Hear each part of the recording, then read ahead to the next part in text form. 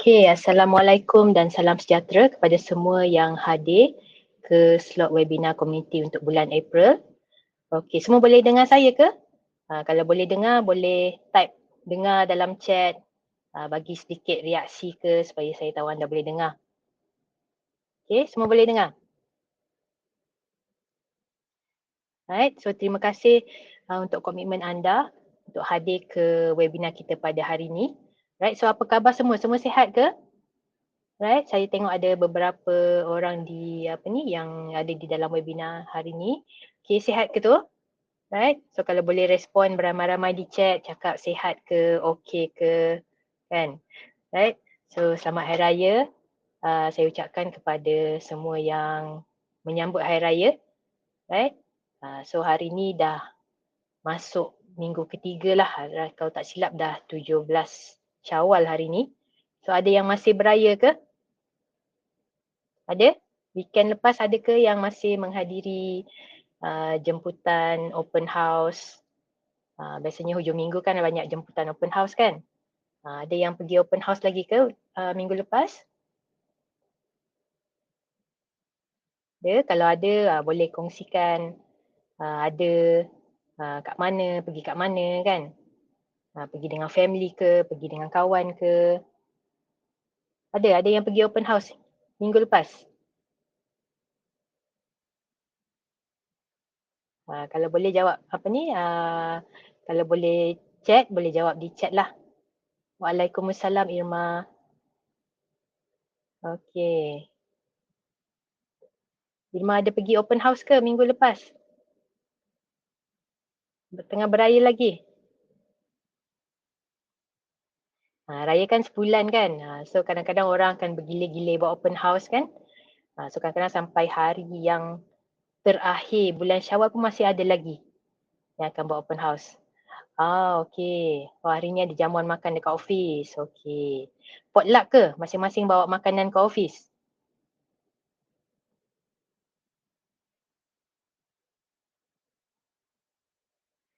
Okay, so untuk yang potluck. Okay, baik. So walaupun kita tengah berseronok beraya kan, terutamanya kalau kita travel, pergi beraya di tempat-tempat yang jauh kan. So jangan lupalah untuk sentiasa berwaspada di jalan raya. Dan yang paling penting pun makan pun kena berpada-pada juga. Terutamanya kalau ada isu kesihatan lah kan, kena tengok-tengok lah apa yang kita makan tu. Okay? Right. So topik yang kita akan bincangkan pada hari ini adalah bertajuk rehat adalah kunci kepada produktiviti. Okay.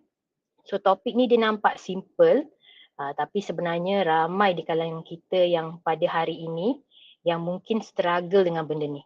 Okay. Terutamanya bila kita terperangkap dengan budaya di tempat kerja kita yang memerlukan kita sentiasa kompetitif, sentiasa berlumba-lumba untuk jadi lebih baik daripada orang lain. Okay?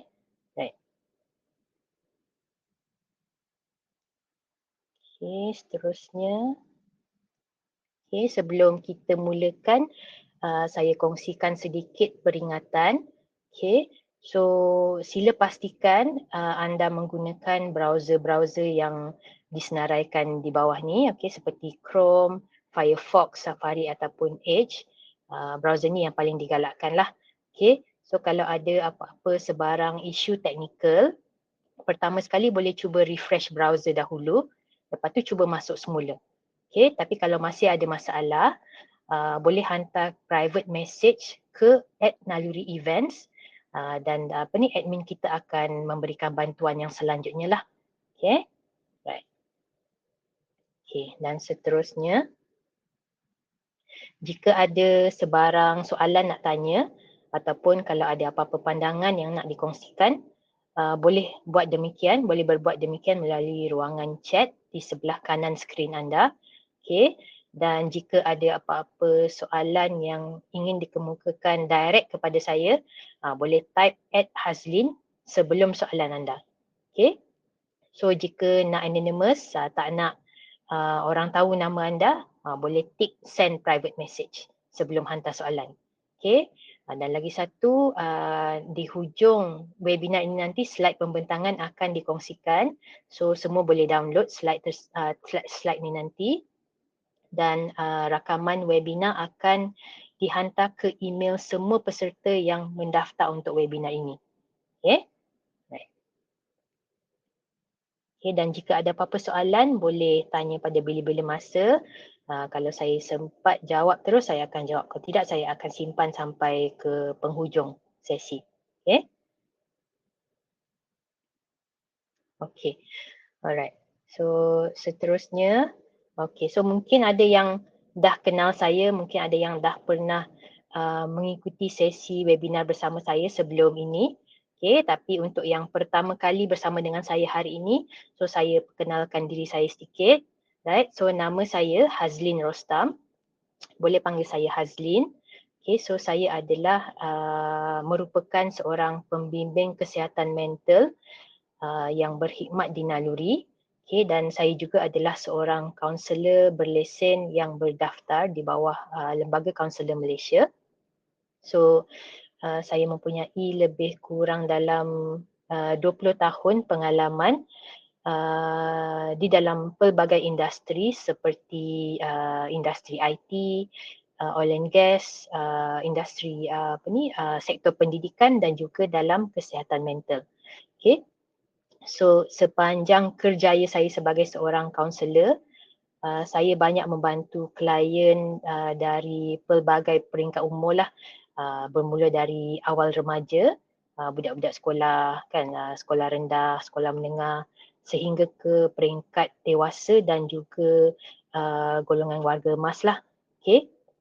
So kebanyakan kes-kes yang saya kendalikan adalah bertumpu kepada isu-isu berkaitan dengan isu hubungan, seperti isu suami isteri, isu keluarga dengan macam adik-beradik ke, parents ke kan, ataupun isu-isu rumah tangga, konflik rumah tangga, ataupun isu-isu pasca perceraian, isu-isu berkaitan dengan trauma, anxiety, depression dan juga stres. Okay, so kalau katalah ada di antara anda mungkin sedang mengalami isu-isu seperti ini, kalau perlukan sebarang support, perlukan bantuan, boleh berhubung direct dengan saya juga. Okay, right. Okay, seterusnya. Okay, so seterusnya saya nak tanya soalan ni, dan saya harap untuk yang ada di dalam webinar hari ini boleh bagi respon lah, boleh jawab di chat. Okay, boleh type di dalam chat respon anda. Okay, so saya nak tanya, bila kali terakhir anda benar-benar berehat semasa di tempat kerja ataupun semasa waktu bekerja? Okay, so boleh reflect diri masing-masing dan boleh jawab beramai-ramai di dalam chat lah. So adakah anda akan berehat setiap 1 hingga 2 jam bekerja, anda akan berehat? Anda akan ambil masa untuk berehat? Ataupun adakah anda hanya akan berehat bila terpaksa berehat? Dah tak ada pilihan, terpaksa berehat, baru nak rehat? Ataupun yang ketiga, adakah anda hanya berehat ketika waktu makan tengah hari je? Selain daripada waktu makan tengah hari, memang daripada pagi sampai ke petang kerja. Ataupun yang terakhir, pilihan yang keempat adalah jarang sekali berehat. Kadang-kadang lunch hour pun tak pergi sebab nak continue buat kerja. So anda yang mana? Boleh reflect diri masing-masing, dan saya mohon kalau boleh bagi jawapanlah di dalam chat supaya kita boleh sama-sama berkongsi, tengok kita cenderung yang untuk yang mana. Okay. So saya tengok kat sini ada yang jawab hanya ketika waktu makan tengah hari. Okay, Nurul hanya berehat ketika waktu makan tengah hari. Okay. Okay. Right. Okay, so kebanyakannya rehat waktu lunch ya. Rohazila waktu makan tengah hari. Sulaiman waktu makan tengah hari. Irma pun rehat waktu lunch sahaja, 1 jam. 1 jam. Kadang-kadang 1 jam tu pun kalau boleh nak pendekkan lagi.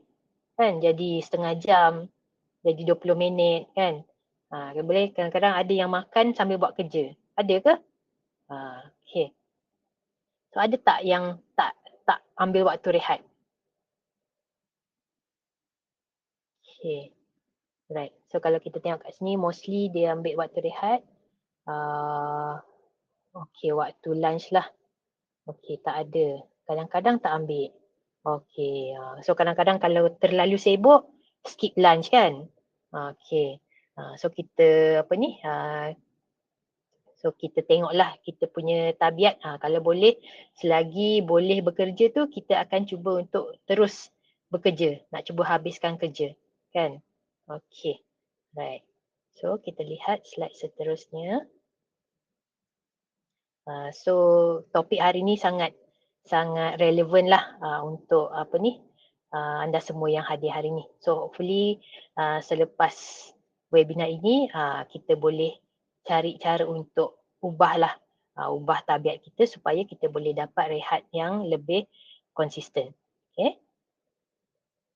Okay. So apa yang kita akan belajar pada hari ini?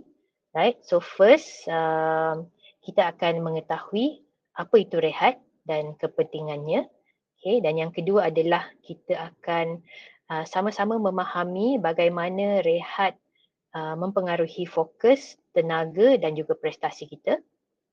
Right. And then yang ketiga adalah kita akan belajar strategi yang simple yang boleh terus digunakan dalam rutin harian kita. Okay. Dan seterusnya adalah untuk kita menganalisa jurang dalam tabiat rehat kita. Dan yang terakhir sekali adalah untuk kita menilai apa perubahan yang perlu dilakukan untuk kita agar masih dapat meningkatkan produktiviti tanpa mengorbankan masa rehat kita. Okay, so tu yang paling penting tu, tanpa mengorbankan masa rehat kita. Okay, right. Okay, so kita lihat slide yang seterusnya. Okay, adalah mengenai mitos produktiviti. Okay, so pada zaman sekarang ni, kebanyakan kita hidup dalam budaya yang sentiasa nak hasil. Sentiasa nak buat lebih, kan? Sentiasa nak buat banyak benda. So, budaya hasil ni adalah satu mindset ataupun cara hidup yang menekankan bahawa nilai diri kita tu adalah sama dengan tahap kesibukan kita dan produktiviti kita. So maksudnya bila kita lagi sibuk, bila produktiviti kita lagi tinggi, maksudnya nilai diri kita tu akan jadi lagi tinggi juga. Dia berkadar langsung lah. Tapi kalau kita kata kita tak sibuk ataupun produktiviti kita rendah, so maksudnya kita rasa nilai diri kita tu rendah juga. Okay? So dalam budaya hasil ni, so kita akan sering dengar mesej-mesej seperti kena sentiasa bekerja keras. Kalau rehat maksudnya kita malas. Kalau kita penat pun kita kena teruskan juga. Okay, tak boleh nak rehat. Okay, ataupun kita kena sentiasa available. Kena sentiasa bersedia. Okay, so apa ciri-ciri individu yang suka dengan budaya hasil ni? Right, so antaranya adalah kita bangga bila kita sibuk sepanjang masa. Lagi sibuk kita lagi bangga. Okay, right. Lepas tu bila nak rehat je kita rasa bersalah. Kita rasa macam kita tak sepatutnya rehat. Kita sepatutnya buat kerja lagi banyak, kan. Lepas tu yang ketiga adalah susah nak switch off daripada kerja. Maksudnya mungkin masa kerja kita tu cuma daripada pukul 9 sampai pukul 6 petang. 9 pagi sampai 6 petang. Tapi lepas pukul 6 petang, kita masih terus bekerja juga. Kita masih jawab email, kita masih reply message tentang kerja, kan, mungkin sampai 11 malam, 12 malam, kadang-kadang sampai 1-2 pagi pun ada, kan. Okay, lepas tu kita anggap kerja sampai lewat malam ni adalah satu benda yang normal. Orang yang tak normal tu adalah orang yang balik on time. Kan, pukul 6 habis kerja, dia balik, oh ni orang tak normal ni sebab dia balik on time. Tapi yang normal adalah yang stay back, lambat, yang buat kerja sampai lewat malam, reply email pukul 2, 3 pagi kan. So itu dianggap sebagai normal. Okay, alright. Dan lagi satu adalah multitasking sepanjang masa. Suka buat banyak kerja dalam satu masa. Kalau buat satu je rasa macam tak cukup bagus. Kena buat lagi banyak. Kena buat 2, kena buat 3, kena buat 4. Okay. So kenapa budaya hustle ni dia nampak macam bagus? Dia tak bagus. So dia nampak macam bagus. Okay. So sebab pada awalnya kita akan nampak budaya hustle ni memberikan hasil yang sangat baik. Kita nampak sangat produktif, kita mungkin achieve banyak benda, kita achieve macam-macam kan. So kita akan dapat banyak recognition. Okay. Tapi kita kena faham yang apa yang kita dapat tu adalah short term gain sahaja. Maksudnya kita cuma akan dapat semua benda ni untuk tempoh masa tertentu, tempoh masa yang singkat. Right? Sebab realitinya dalam jangka masa yang panjang, budaya hustle ni akan menyebabkan kita mengalami keletihan mental dan fizikal. Right? Keletihan yang berpanjangan yang akan mengurangkan produktiviti kita dalam jangka masa yang panjang lah. Okay? Right. Ada apa-apa soalan ke setakat ni? Kalau ada apa-apa soalan, boleh typekan di dalam chat ya.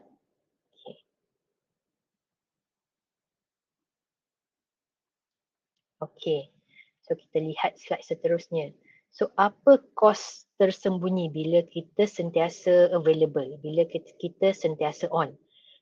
So bila kita sentiasa on, tak kira waktu, pagi, petang, siang, malam, weekday, weekend, cuti, public holiday, semua on, kan? So mula-mula of course kita akan nampak sebagai seorang yang produktif. Kita akan nampak sebagai seorang yang hebat. Nampak macam high performer. Mungkin memang betul lah dia high perform kan. Tapi dia mungkin juga boleh buat kerja 2-3 kali ganda, mungkin lebih daripada tu. Okay, tapi apa yang kita tak nampak ataupun kos tersembunyi di sebalik kita sentiasa on itu adalah badan dan otak kita ni dia akan menanggung kos yang berlebihan bila kita bekerja tanpa henti untuk tempoh yang sangat lama. So namun kesan dia mungkin kita tak nampak sekarang, okay, tapi kita akan nampak bila sampai satu tahap otak kita, badan kita dah tak boleh nak tampung kos yang berlebihan tu. Okay. So kita boleh ibaratkan macam, okay, kalau contoh kalau dekat rumah, kita ada fuse box kan. So kita punya fuse box tu dia ada limit dia. Dia ada limit tertentu. Okay, so kita tak akan nampak yang kita letak beban demi beban demi beban kan. Kita tak akan nampak dia banyak sampailah satu masa tiba-tiba dah overload kan. Dah overload dan mungkin jadi litar pintas ataupun mungkin ada plug yang terbakar sebab overload sangat kan. So kita cuma nampak bila dah terlebih kan. So ataupun contoh macam kita punya barang-barang elektrik ke barang-barang elektronik kan, ada certain peralatan yang kadang-kadang kita tak off untuk beberapa hari. Kadang-kadang kita tak off pun untuk tempoh masa yang panjang. So bila kita tak off peralatan kita tu untuk berhari-hari, so ada possibility lama-lama dia akan rosak ataupun dia akan overheat kan sebab kita tak rehatkan peralatan tu. So macam tu jugalah kesan ke atas diri kita kalau kita tak rehat, kalau kita sentiasa on. Okay, right. Okay. So kalau lihat slide yang seterusnya ni, okay, ada ke yang pernah berada dalam situasi seperti dalam gambar ni? Mungkin ada yang nak kongsikan pengalaman masing-masing ke ataupun pengalaman tengok orang lain dalam situasi ni ke. Ada tak yang pernah berada dalam situasi ni? Kalau ada boleh kongsikan dekat chat. Jawab je ada ke, tak ada ke, tak pernah ke, pernah ke. Just nak tahu je lah. Ada ke? Dalam gambar ni kita duduk kan depan meja, laptop kita depan kita, kopi bercawan-cawan kan. Tapi kita still penat, tak boleh nak buat kerja. Tapi instead of kita berehat, kita still pilih untuk duduk juga depan laptop tu. Okay, so ada. Okey, Rohazila kata ada, Irma kata ada. Okey, tapi tak selalu. Okey, Sulaiman pun jawab ada. Okey. So maksudnya rata-rata semua orang pernah mengalami situasi macam ni. Okey, sampai nak nangis pun ada bila datang sekali banyak. Betul? Bila kerja datang sekali. Semua datang sekali kan? Rasa macam dah tak boleh nak cope. Dah tak boleh nak dah tak boleh nak handle banyak benda dalam satu masa kan? Okey. So bila kita dalam situasi macam ni, kita akan rasa penat, rasa kosong, rasa tak ada tenaga kan. Nak buat kerja, nak sangat buat kerja, tapi rasa tu berat sangat. Betul tu yang kadang-kadang kita boleh buat silap. Betul. Kadang-kadang benda simple je tapi disebabkan kita terlalu penat kan. So benda yang sekecil-kecil tu pun kita tak boleh nak buat, tak boleh nak fokus sebab badan kita dah terlalu letih. Dah tak boleh nak berfungsi seperti biasa. Okay? Right. So even kita minum kopi bercawan-cawan pun masih rasa penat lagi. Sebab orang kata kalau minum kopi, minuman berkafein akan jadi segar, akan jadi bertenaga kan. Tapi ni minumlah sebaldi kopi ke kan, still rasa penat, still rasa tepu. Okay? So berat mata memandang lagi berat bahu nak memikul, betul? Kita tengok orang lain pun kita penat kan. Apa lagi orang tu sendiri. Macam mana dia nak tampung semua ni kan. So ini bila dalam situasi macam ni, kalau kita sendiri dalam situasi macam ni ataupun kita tengok ada orang lain dalam situasi macam ni, so itu tandanya seseorang itu sedang mengalami keletihan yang kronik. Okay, right. Keletihan yang kronik. Okay, bukan malas, bukan tak nak buat kerja, tapi sebab keletihan, sebab tak rehat. Right. Okay. So kita lihat seterusnya. Okay. Apa simptom-simptom keletihan kronik? Okey. Jealous kadang-kadang. Jealous kadang tengok yang borak-borak tu. Okey. Mungkin yang tengah borak-borak tu mungkin tengah berehat kot. Ke dia borak terlalu lama? Okey. Alright. So kita lihat simptom-simptom keletihan kronik ni. Kan? So yang pertama adalah hilang fokus. Ataupun hilang daya ingatan. So macam yang macam yang Rohazila cakap tadilah, Syed nak buat silap kan. Mungkin sebab tak boleh nak fokus ataupun sebab daya ingatan tu dah tak kuat sebabkan terlalu penat. Kadang-kadang bila kita terlalu letih, benda-benda simple macam letak kunci kereta kat mana, letak dompet kat mana, handphone letak kat mana, kan semua tu kita tak ingat. So benda-benda yang simple je yang biasanya kita boleh ingat. Tapi disebabkan terlalu letih, so benda-benda yang basic macam tu pun tak boleh nak buat dengan betul. Okay, right. So yang kedua adalah insomnia. Okay, insomnia ni adalah susah nak tidur lah, susah nak tidur.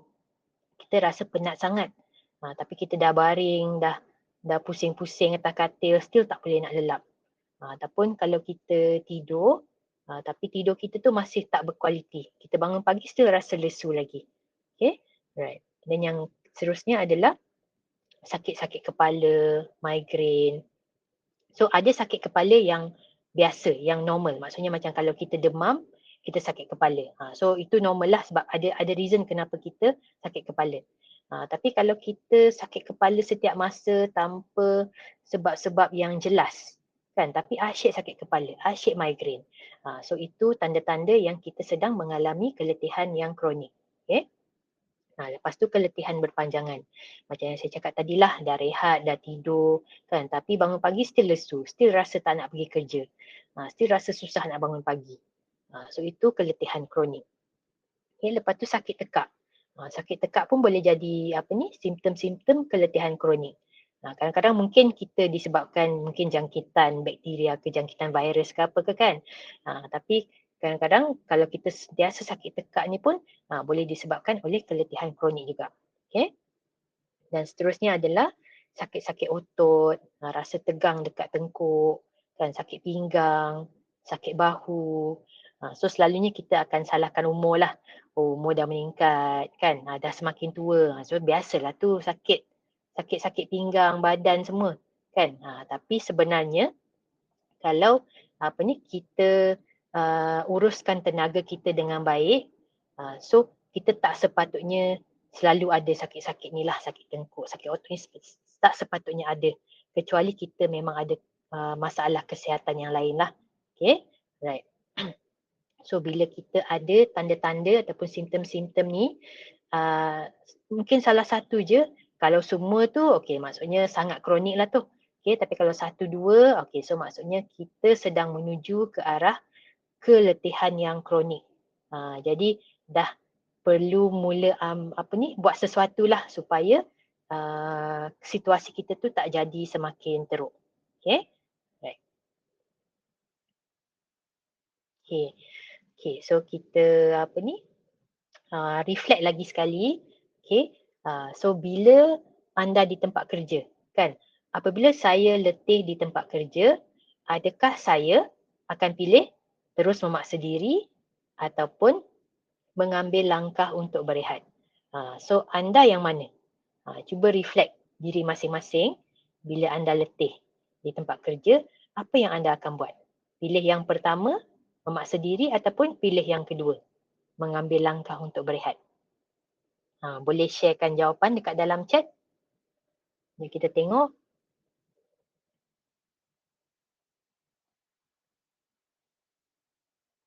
Pilihan pertama, Sahira jawab pilihan pertama. Okey, Rohazila dua-dua ada kot. Okey, Sulaiman mengambil langkah untuk berehat. Alright. Okey, ada lagi yang nak jawab? Nak kongsikan?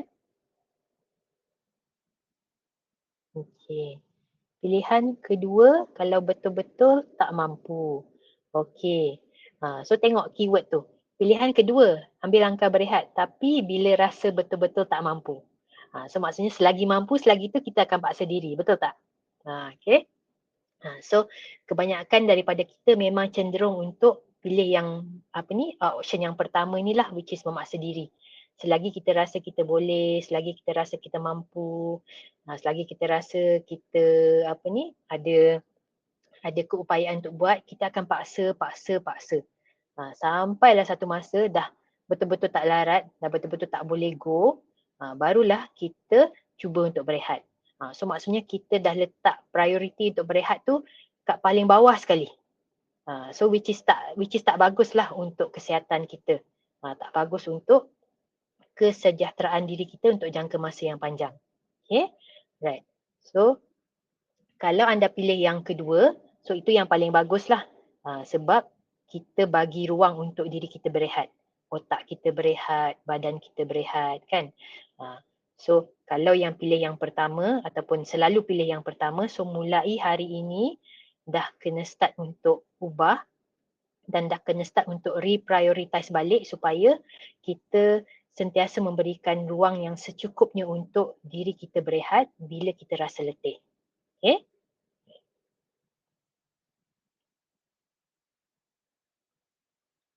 Okay. So slide yang seterusnya. So kita kena sentiasa ingatkan diri kita yang badan kita, otak kita ni memerlukan masa untuk pulih setelah bekerja keras untuk satu tempoh yang tertentu lah. So kita kena sentiasa ingatkan diri kita. Selain ingatkan diri kita, kalau kita tengok orang lain ada masalah ni, kita boleh ingatkan orang lain juga. Okay, so macam contohlah kita setiap daripada kita mesti ada phone kan. So phone kita ada bateri daripada 0 hingga 100%. So bila kita banyak guna phone kita untuk pelbagai benda, scroll social media lah, tonton video lah, balas email, join online meeting, mungkin ada yang join webinar guna phone kan. So sampai satu tahap bateri kita dia akan makin lama dia akan makin turun kan, sampai satu masa kita perlu recharge semula bateri tu supaya supaya phone kita tu boleh terus digunakan. Kan kita tak akan tunggu sampai kosong baru nak charge kan. Biasanya kalau tinggal 10%, 20%, kadang-kadang mungkin ada yang lebih daripada tu kita dah start charge sebab kita tak nak bateri kita phone kita habis bateri. So kita tak nak phone kita terpadam. Sebab bila dah terpadam dia akan bermasa nak on kan. Lepas tu kita dah tak boleh nak akses dah apa yang kita nak buat, tak boleh nak reply email, tak boleh nak scroll social media kan. So biasanya kita tak akan tunggu sampai kosong lah, kecuali betul-betul kita tak ada charger, kita terlupa charger ke, kita kat tempat yang tak ada elektrik ke kan, so tak boleh nak charge. Tapi biasanya selagi ada peluang untuk charge tu, bila dah sampai masa memang kita akan charge, right? So kita boleh buat phone kita macam tu, tapi kenapa kita tak boleh buat diri kita sama macam tu, kan? So dan lagi satu, kalau perasan, bila bateri phone kita dah low kan, so biasanya phone kita pun akan lebih cepat panas. So maksudnya bila kita buat banyak benda dalam satu masa, sampailah tenaga dah low, so phone tu pun dia macam dah tak boleh, dia tak boleh nak cope dengan apa yang kita buat tu, dia akan jadi panas. Jadi kita sebagai manusia pun, so kita tak boleh nak tunggu sampai tenaga kita dah sangat low baru kita nak charge. Tapi kalau boleh kita kena kena charge secara konsisten lah, supaya tenaga kita tu dia maintain. Kalau maintain mungkin 50%, maintain 60%, 70%. Tapi jangan tunggu sampai dah merah, dah tinggal 20, dah tinggal 10, baru kita nak cari cara untuk berehat. Okay? So lepas ni kena cari cara yang lebih konsisten lah, supaya kita boleh sentiasa pulih lepas kita dah bekerja keras. Okay?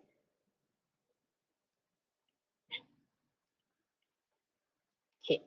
So secara secara saintifiknya, bila kita berehat dengan cara yang betul, so ini akan membantu untuk meningkatkan daya fokus kita, dan juga akan membuatkan fikiran kita menjadi lebih jelas.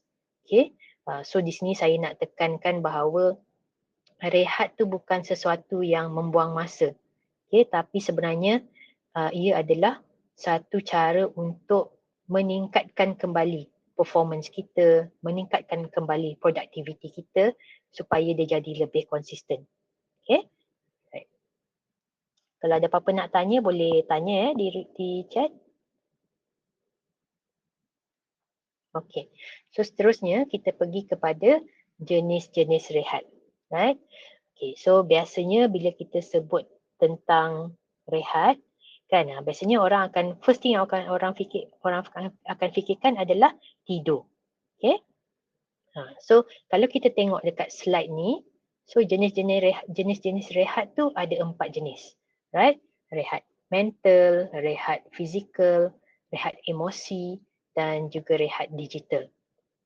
Okay, so kadang-kadang walaupun kita rasa kita dah tidur untuk tempoh yang sangat lama, tidur 7 jam, 8 jam, 10 jam kadang-kadang kan. So walaupun kita rasa dah cukup, tapi kita still rasa penat. So apa sebab dia? Mungkin sebab kita mungkin dah dapat rehat fizikal yang cukup. Sebab tidur adalah cabang kepada rehat fizikal. Tapi macam mana pula dengan rehat mental, rehat emosi, rehat digital? So kita dapat rehat fizikal tapi mungkin kita tak dapat rehat-rehat yang lain. So menyebabkan badan kita still letih lagi. Okay? Right. So kalau kita kalau saya ringkaskan, so rehat fizikal tu lebih kepada rehat, nak rehatkan tubuh badan kita lah, untuk kurangkan keletihan badan, kurangkan ketegangan otot-otot. So apa yang kita boleh buat untuk rehat fizikal adalah seperti tidur, stretching, ataupun berjalan, regang-regangkan badan, kan, exercise yang ringan. So ini adalah contoh rehat fizikal. Okay? Kalau rehat mental pula, dia lebih kepada kita rehatkan fikiran kita, kita rehatkan otak kita. So kita nak kurangkan load di dalam kepala kita. So macam biasa kalau orang yang ada kecenderungan untuk overthinking, dia akan rasa sangat penat. So itu disebabkan mental dia tak rehat, sebab dia sentiasa berfikir. Walaupun mungkin dia tidur kan, tapi dia sangat banyak berfikir. Jadi itu pun boleh menyebabkan keletihan mental. Right? So macam mana nak rehat dari segi mental? Salah satunya adalah untuk buat teknik pernafasan, untuk buat deep breathing kan. Lepas tu kalau ambil rehat, okay, break sekejap daripada buat kerja. Contoh mungkin kita break, mungkin hari ni hari kerja, mungkin kita kerja 1-2 jam, lepas tu kita break. Kita break, kita buat benda lain dulu. Macam yang Rohazila cakap tadi, jealous tengok orang pergi borak-borak tu kan. So mungkin boleh join sekali borak. Tapi janganlah join lama sangat, janganlah sampai berjam-jam. Kan, tapi mungkin pergilah borak-borak 5 minit ke 10 minit ke untuk rehatkan sikit mental kita. Stop sekejap untuk fikir pasal kerja, fikir pasal masalah, pergi borak-borak kosong, pergi bersosial kan. So itu pun sebenarnya salah satu cara nak rehat. Cuma kena berpada-pada lah. Tak boleh lah buat kerja 5 minit, borak 2 jam. Kan, terbalik. Kalau kerja 2 jam, borak 5 minit, okey. Right? So kita pun kena pandai menguruskan masa kita lah, menguruskan tenaga kita. Okay. Right. Dan seterusnya adalah rehat dari segi emosi. Okay. Rehat dari segi emosi ni adalah rehat dari tekanan perasaan supaya kita boleh stabilkan balik emosi. So macam mana cara nak rehat dari segi emosi tu? Bersosial salah satu cara untuk rehat emosi. Bercakap tentang perkara-perkara yang ringan, tak bercakap pasal masalah, tak bercakap pasal kerja, ataupun ada me time yang menyeronokkan, ataupun ada tempat untuk meluahkan masalah kan. So ini adalah cara-cara macam mana nak rehat emosi. Selain daripada itu, aktiviti-aktiviti seperti journaling, menulis kat diary. So itu pun salah satu cara untuk rehat dari segi emosi juga. Okay, right. Dan yang keempat adalah rehat secara digital. So rehat secara digital ni adalah kita rehat daripada menggunakan teknologi-teknologi yang ada di sekeliling kita sekarang lah, macam handphone kita, laptop kita, iPad kita, tab kita kan. So semua gadget-gadget, television ke kan. So kalau boleh rehat daripada menggunakan sebarang teknologi. Okay. Sebab bila kita sentiasa menggunakan teknologi-teknologi ni, dia akan memberikan rangsangan yang berlebihan kepada otak kita. So bila otak kita tu dirangsang, so maksudnya otak kita tak ada masa nak rehat. Right? So kita kena tetapkan masa tertentu untuk kita buat macam gadget free time lah. Contoh sebelum tidur, 2 jam sebelum tidur, okay, no handphone, no iPad, no tab, no laptop semua. Tak ada langsung penggunaan gadget. Sebab kita nak rehat digital ataupun kita boleh panggil sebagai digital detox. Macam kita detox lah, macam kita puasa lah daripada gadget kan. So lagi lama kita puasa daripada gadget tu kan, akhirnya dia lagi banyaklah rehat yang kita boleh dapat lah. Okay, alright. So macam mana kita nak berhenti berfikir? Okay, soalan daripada Irma. Okay, so macam mana nak berhenti berfikir? So salah satunya adalah seperti teknik deep breathing tadi. Bila kita rasa kita sedang banyak berfikir, so kita boleh alihkan perhatian kita kepada benda-benda lain seperti buat grounding, deep breathing teknik, teknik-teknik mindfulness kan. Ataupun kita boleh alihkan perhatian kita daripada apa yang kita fikirkan tu, buat benda lain. Contoh buat benda yang mungkin kita suka. Mungkin ada yang suka buat crossword puzzle, ada yang suka buat word search ke, ada yang suka main sudoku ke. So benda-benda yang kita suka. Okay, benda-benda yang kita suka yang memerlukan fokus, dia akan membolehkan kita untuk berhenti berfikir untuk sementara waktu. So lagi kerap kita praktikkan, lagi mudahlah untuk kita kiranya macam adjust lah kepada untuk stop berfikir tu. Okay. Baik, saya harap menjawab soalan Ima. Kalau ada soalan selanjutnya boleh tanya lagi kalau tak jelas. Okay. Alright, so kita dah sentuh tentang jenis-jenis rehat. Okay, seterusnya. Okay, saya nak kongsikan beberapa amalan praktikal. Okay, yang anda semua boleh ambil dan terus gunakan selepas ni. Right? So yang pertama adalah micro break. Micro break macam yang saya sebutkan tadilah, rehat, ambil masa rehat yang pendek ketika waktu kerja. So micro break ni penting untuk reset fokus kita dan juga untuk kurangkan keletihan. Jadi macam yang saya cakap tadi, contoh kita mungkin perlu bekerja 8 jam setiap hari. Kan 8 jam kerja, 1 jam rehat. Tapi rehat 1 jam tu di tengah-tengah. So maksudnya kita dah kerja 4 jam, kita dapat lunch break 1 jam, lepas tu kita kena rehat, kita kena kerja lagi 4 jam. Kan? So 4 jam, 1 jam, 4 jam. Jadi dalam tempoh 4 jam yang pertama tu, mungkin kita boleh plankan masa rehat kita. Mungkin setiap sejam ataupun sejam setengah kita bekerja, kita slotkan satu slot untuk berehat. Untuk tempoh masa 2 minit, 3 minit. Paling lama dalam 5 minit lah. Okay, so antara 2 hingga 5 minit. Buatlah apa-apa yang sesuai dengan diri kita. Macam contoh nak pergi berjalan dekat office kejap ke, jalan ke pantry, pergi ke toilet, pergi minum air, ataupun mungkin just duduk bersandar dekat kerusi, rehat sekejap kan, tak fikir pasal kerja. So itu pun boleh membantu kita untuk reset kembali fokus kita dan mengurangkan keletihan. Okay, alih pandangan kita, jangan tengok skrin, lepas tu buat deep breathing. Okay, so ni antara cara-cara simple yang anda semua boleh lakukan untuk wujudkan micro break tu dalam dalam rutin harian anda. Okay, right. So tak perlu benda-benda yang complicated macam kena pergi kena pergi shopping mall ke, kena pergi ke taman ke, tak perlu. Tak perlu sampai nak pergi ke gym ke, tak perlu pun. So ini rehat-rehat simple yang kita boleh buat sambil kita duduk dekat meja kita, dekat kerusi kita.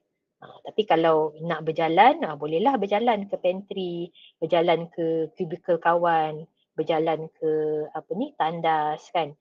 Just pusing-pusing sekejap, lepas tu balik semula, sambung semula kerja yang kita lakukan tadi. Okay. Seterusnya, amalan yang kedua yang saya nak kongsikan adalah penjadualan berdasarkan tenaga. Okay. So, key dia kat sini adalah kita padankan tugas kita dengan tahap tenaga kita pada masa tersebut. Okay. Contoh, kalau tengok dekat graf sini, graf dekat bawah ni, so kita semua akan nampak ada masa-masa tertentu tenaga kita berada di tahap yang low, kan? Lepas tu waktu pagi dalam pukul 8, okay, so itu adalah masa yang biasanya tenaga kita di tahap yang paling tinggi lah, yang paling optimum. Okay, masa kita baru mula nak buat kerja. Okay, kemudian dia akan dalam pukul 10 dia akan start menurun sikit. Bila dah sampai ke pukul 12 dia akan menurun lagi, kan? So lepas tu masa lunch hour ni tenaga kita di tahap yang biasanya di tahap yang rendah lah. Sebab kita dah bekerja untuk beberapa jam kan. So masa tengah hari ni memang masa yang kita tengah low energy lah.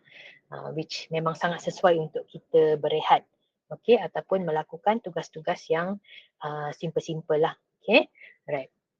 Kemudian lepas tu kalau tengok balik, okay, lepas lunch hour, slowly tenaga kita tu dia akan naik balik. Dia akan naik sampai dalam pukul 4, dalam pukul 5 kan.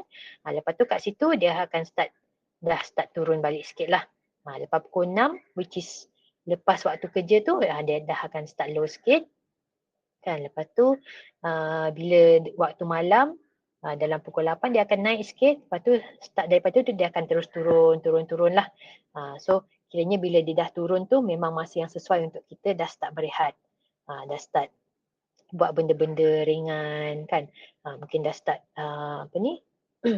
berehat sebelum kita tidur lah. Okay. So macam mana kita nak padankan tugas kita dengan tahap tenaga. Okay. So biasanya kita akan buat bila tenaga kita berada di tahap yang tinggi, kita akan pilih untuk fokus pada tugasan yang memerlukan fokus tinggi. Tugas-tugas yang lebih berat lah. Macam contoh mungkin tugas-tugas yang memerlukan kita berfikir, tugas-tugas yang memerlukan kita membuat keputusan, tugas-tugas yang memerlukan kita menyelesaikan masalah, tugas-tugas menganalisa kan.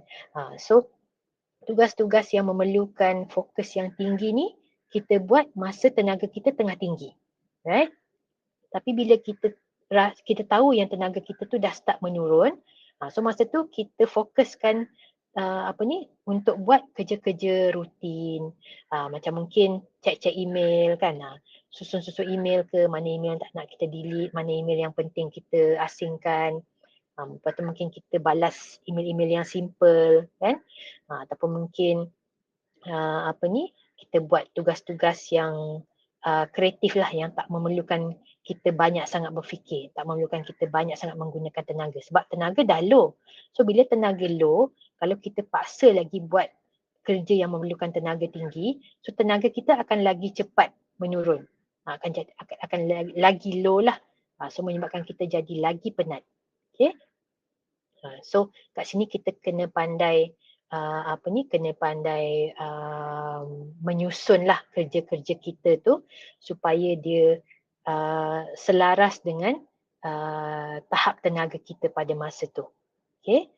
So dengan cara ni, bila kita menjadualkan tugasan kita berdasarkan tenaga, so ini akan membantu kita untuk kekalkan tenaga kita untuk tempoh yang lebih lama, dan sambil tu kita boleh start recharge sikit-sikit.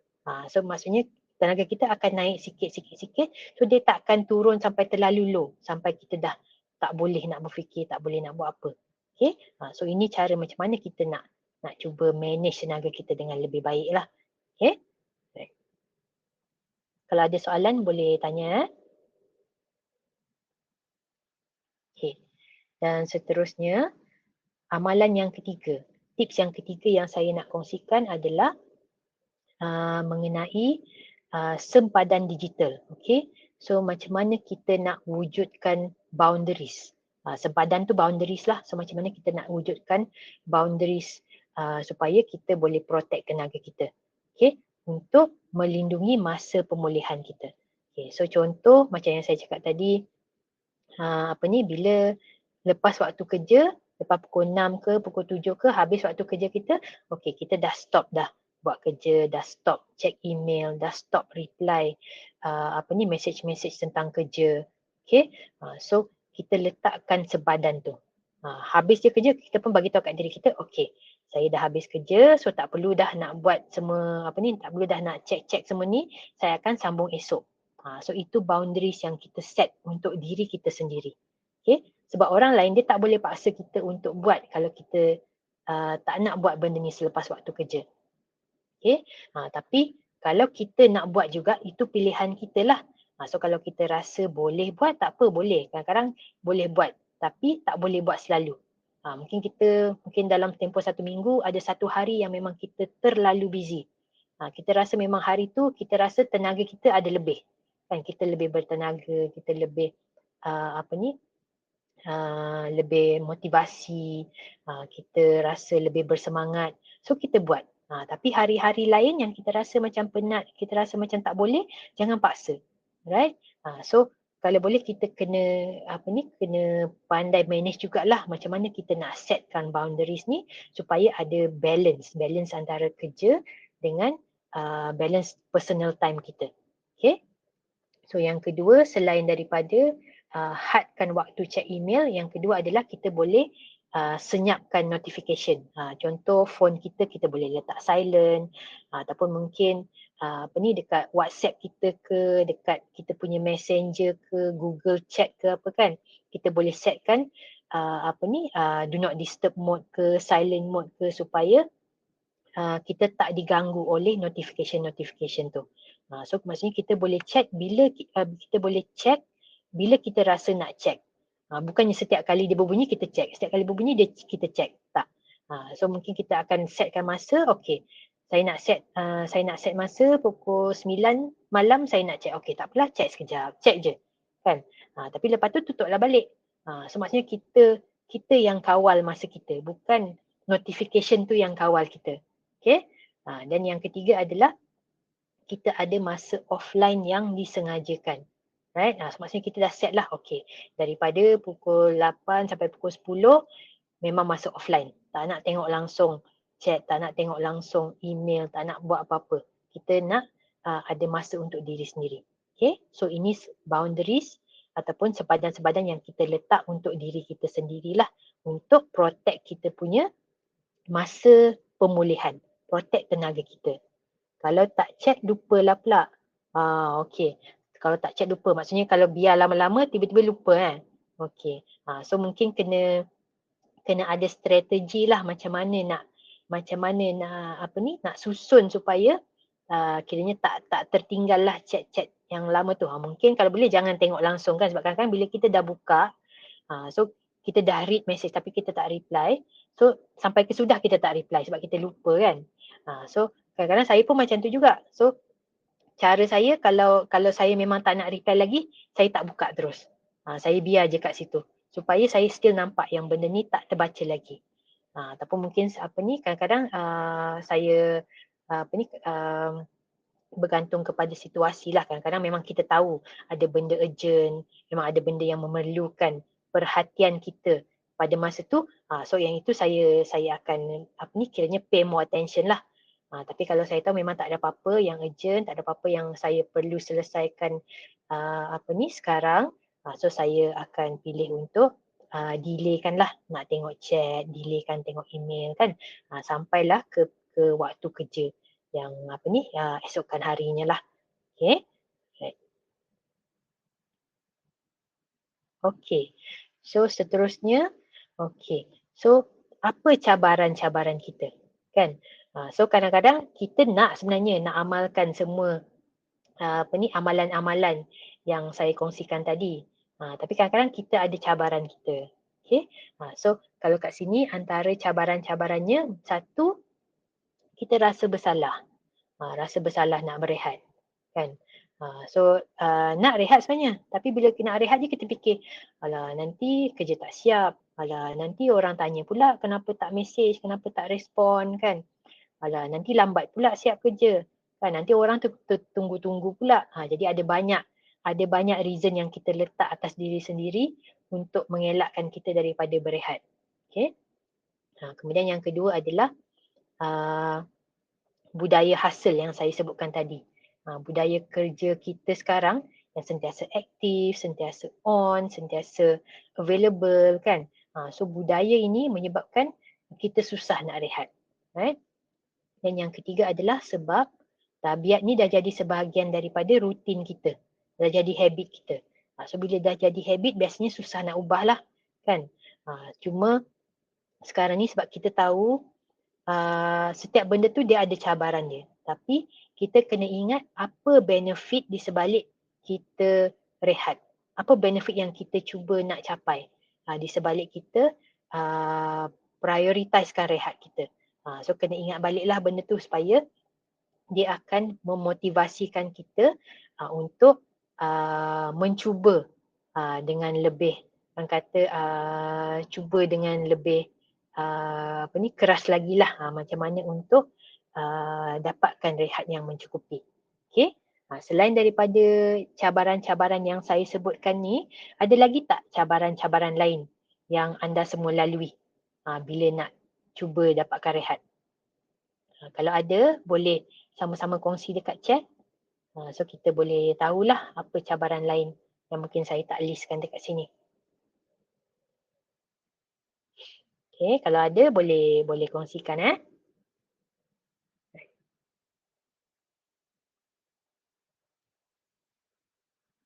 Okay. Dan saya ke slide seterusnya. Okay. Okay. So kalau tadi kita bercakap pasal cabaran, so sekarang ni macam mana kita nak mengatasi halangan-halangan kita untuk mendapatkan rehat yang mencukupi. Okay. So yang pertama adalah dari dalam diri kita sendiri. Kita sendiri kena tukar perspektif. Kena set mindset yang baru, which is rehat sama dengan productivity. Rehat equals to productivity. Okay? Dan kita kena ingat bahawa rehat tu bukan sebab kita malas.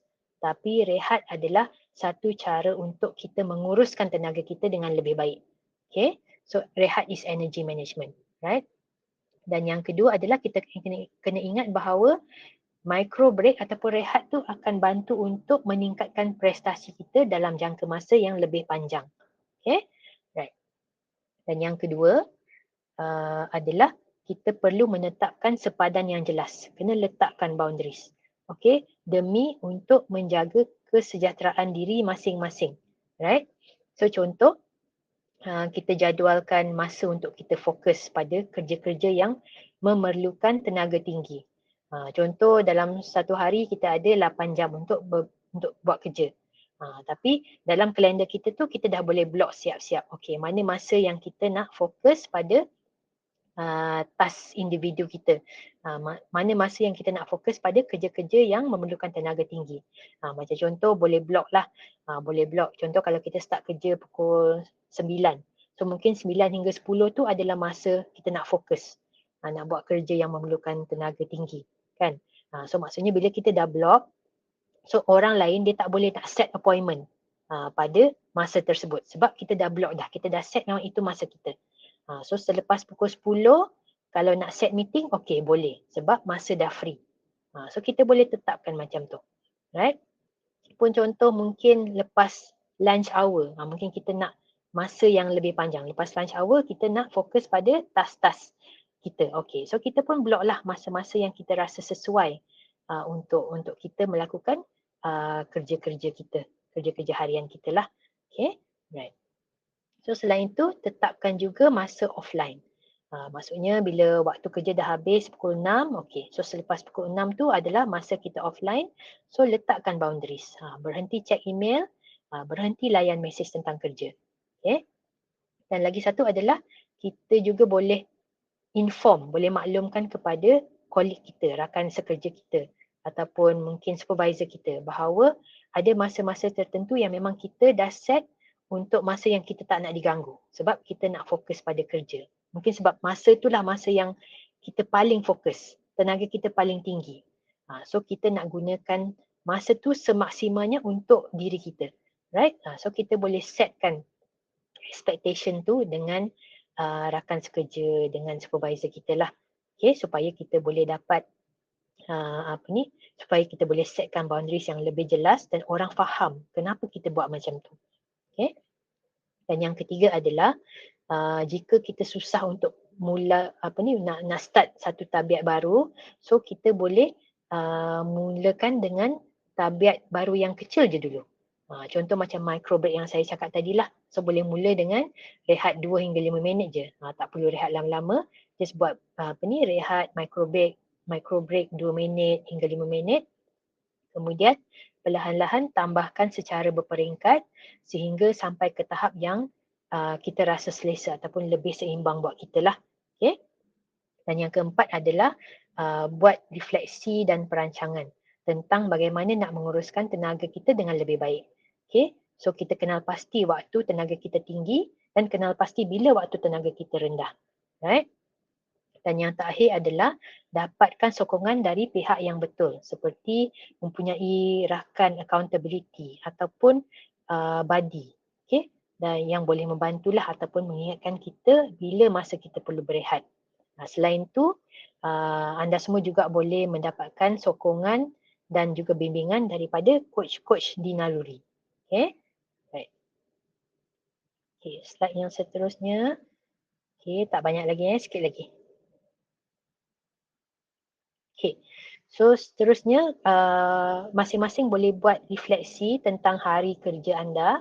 Okay, so di dalam hari kerja anda, cuba fikirkan 3 perkara yang anda boleh tambah baik kepada rutin harian anda, iaitu yang pertama adalah apa satu micro break yang anda boleh tambah selepas ni.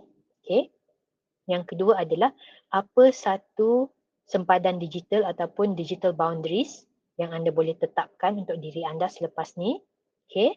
Dan yang ketiga adalah apa satu tabiat pemulihan yang anda boleh amalkan selepas ini untuk dapatkan rehat yang mencukupi dan memulihkan diri anda. Okay, supaya tak menyebabkan keletihan yang kronik. Right? Okay, so boleh reflect, masing-masing boleh reflect sendiri. Okay, tak perlu share di dalam chat. Ya, okay. So saya pergi ke slide yang seterusnya. Okay. So saya ulang balik key point ataupun intipati utama untuk sesi kita hari ini, ya, yang anda boleh buat balik. So saya nak tekankan, saya nak ingatkan bahawa rehat adalah productivity. Okay, rehat adalah satu cara untuk jadi lebih produktif. Okay, so dengan rehat, fokus kita akan meningkat. Okay, kita boleh siapkan kerja dengan lebih cepat. Okay, kreativiti kita pun akan meningkat juga. Mungkin lebih banyak idea-idea baru yang kita boleh cadangkan kan kepada tim, kepada kepada supervisor kita, manager kita, right? Kemudian yang ketiga adalah dengan rehat yang mencukupi, kita boleh membuat keputusan dengan lebih tajam. Okay? Dan yang terakhir sekali adalah kawalan emosi kita juga akan jadi lebih stabil. Kita akan boleh berfikir dengan lebih rasional dan dapat membuat keputusan yang lebih seimbang. Right? Okay, so seterusnya adalah soalan lah. Jika ada sebarang soalan nak tanya, boleh tanya di sini. Okay, kalau tak ada soalan nak tanya, boleh type di chat, cakap okey ke, jelas ke, supaya saya tahu yang anda semua okey lah. Okay. Okey ke semua? Jelas ke? Ada apa-apa nak tanya? Jelas. Okey. Okay, thank you Sulaiman. Jelas Okay, yang lain? Lain macam mana? Okay. Kemudian untuk yang nak download slide, slide ada di bahagian handout. Boleh download ya masing-masing, so boleh refer balik selepas ini. Okay, dan seterusnya ada feedback form yang saya mohon semua orang untuk klik dan isikan, okay, supaya saya tahu jika ada apa-apa yang perlu diperbaiki ataupun apa yang anda suka kan, boleh maklumkanlah di dalam feedback form. Okay, terima kasih Irma, jelas. Thank you. Nurul, okay, jelas. Okay, alright. So, okay. So seterusnya sebelum saya tamatkan webinar pada hari ini, saya nak kongsi sikit. Okay. Beberapa slide sokongan. Okay. So yang pertama adalah saya nak kongsi tentang servis yang ada di Naluri. Okay. So sekiranya anda memerlukan sebarang sokongan, boleh berhubung dengan saya ataupun dengan mana-mana mental health coach ataupun coach-coach yang lain jika memerlukan sesi konsultasi individu lah. Okay, so boleh scan dekat QR ni, okay, untuk booking slot dengan coach yang anda inginkan. Okay, dan seterusnya, okay, kami juga ada menyediakan penilaian kesejahteraan emosi naluri secara percuma. Okay, kalau siapa nak buat, boleh scan QR code dekat skrin di slide ni, okay, untuk akses penilaian tersebut. So dia ambil masa sekejap je, dalam 3 minit. Okay, dan lepas jawab tu anda akan terus tahu tahap kesejahteraan emosi anda. Tahap dia okey ke tak okey. Okay, right. So boleh scan QR. Okay, dan yang seterusnya slide saya nak kongsikan adalah tentang aplikasi dan juga web Naluri. Okey, so kalau ada yang dah gunakan aplikasi Naluri ataupun Naluri app, boleh teruskan. Kalau belum ada lagi, belum download, boleh scan QR code yang atas ni untuk download Naluri app. So dalam Naluri app tu nanti boleh lepas download boleh sign up, register menggunakan email company masing-masing.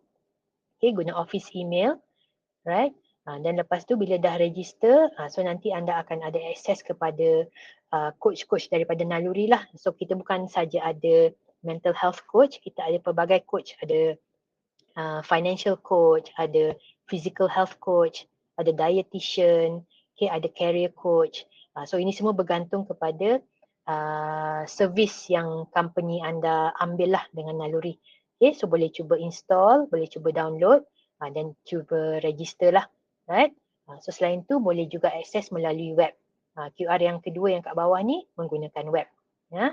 Okay. Dan seterusnya, okay, untuk terus berhubung bersama dengan Naluri, okay, boleh add kami di social media. QR yang di atas ni untuk Facebook dan yang kedua adalah untuk Instagram. Okay, so dari masa ke semasa Naluri akan sentiasa berkongsi maklumat-maklumat mengenai kesihatan ataupun event-event yang kami anjurkan, webinar-webinar yang kami anjurkan pun semua akan di-upload, dikongsikan di dalam social media kami lah. Okay, alright. Okay, so ada apa-apa soalan ke? Setakat ni saya tak nampak apa-apa soalan. Okay, so kalau tak ada soalan lain, so itu sahaja dari saya. Saya ucapkan terima kasih kepada semua yang sudi meluangkan masa untuk hadir dan stay sehingga ke akhir webinar ni. So insyaAllah semoga kita jumpa lagi dalam webinar akan datang. So Assalamualaikum dan salam sejahtera semua. Terima kasih. Sama-sama.